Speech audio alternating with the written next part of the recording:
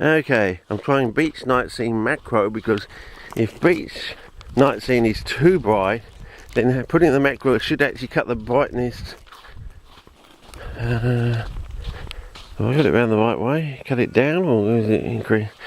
No, I think I've gone the wrong way. Hang on, we'll just make a short trip down here and then I'll put it back to normal beach night scene without the macro and see if that puts it back to a better sort of littage ratio. Otherwise this might be just too bright.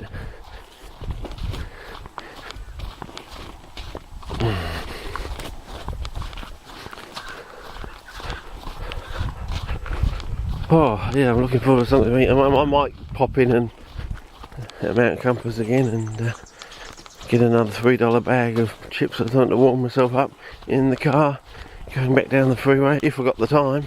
I haven't even checked the clock. I've got to see if I can check the clock while we're walking along somewhere down in the bowels of my bag. I can find the damn thing. Oh, here it is. What do we got? 4:30. Oh Jesus. Maybe not. Maybe I was just going to have to put pedal to the metal and just gun it or something. I think that's what it's going to be. Because I want to be home in time for the drums so I can wet the batatas on, have them boiling away while I'm watching the drum. So I think I really need to speed up here, fellas. So I'm going to go into WA mode, you know, heels of the balls of my heels down and start to speed up. Maybe my motion will become rather more normal now because I'm in my element sort of thing. It's sort of the funny way I walk is a result from my childhood over in WA walking in sand, or learning to walk in sand. It's an acquired skill, fellas.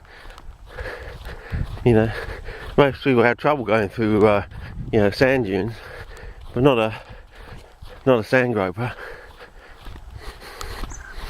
because you get used to walking in sand because the whole round Perth is basically one giant big sand plain. So, yeah, you weren't born in a stable, you're built on a sand plain. Yeah. And the look of the sand just gets into you, you know, that sort of, and the way it gets spongy when after the first monsoonal dumping over the next 4, 5, 6 weeks, it sort of, you know, fluffs up. It gets a bit like this here, but yeah, it's not quite the same, I would say.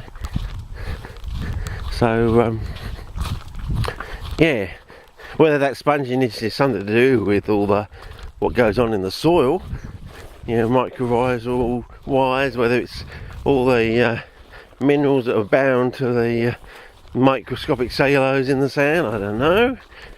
Whether it's seasonal, whether we're going to learn more to do with cellulose fairly shortly. I remember there was one project that they used to do at school all the time. Was it dissolving? Was it wool or something with copper or something? And it never worked. Every time, everyone else got interested in that, and they all, every year you'd see another group of 3 or 4 whacking away at this thing, and it would never work. And I reckon it wasn't wool. I reckon it was cotton wool. You know, it was cotton, as in cotton wool, and somehow over the years it'd been transferred the information. Yeah, so it's been written up as though you can get some wool and dissolve it using cuprous ammonium copper sulfate or something. It's supposed to be able to break the bond, whereas I think it was the actual gamma bond in the cotton wool. I suppose we could try that. Oh, it would be good, yeah, to prove something after like 40 years or more of, you know, since my middle to late teenage years, when it had all these people trying it. It would never work. They were looking at these containers full of this, you know, wool, you know, as in clothing wool, and it would never dissolve. And, you know, looking at it, hopefully expectantly, you know, but it says it should work, you know, and I'm doing all this sort of stuff.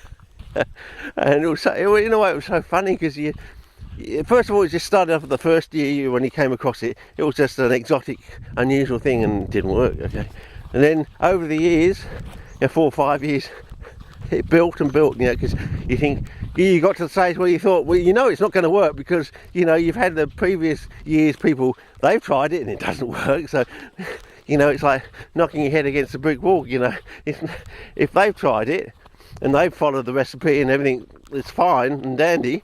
Well, you're going to make an assumption that the next year's lot is going to have the same problems, because I reckon that's what it was. I reckon it was they're all trying to dissolve clothing wool, and actually the experiment is actually for cotton wool. Because I know that cotton wool has a special gamma bond which stops it normally from rotting when it's 80% or more saturated. So whether the cuprous ammonium sulfate ligated molecule can actually get in there and somehow break that gamma bond, it'll be interesting. Maybe I'll do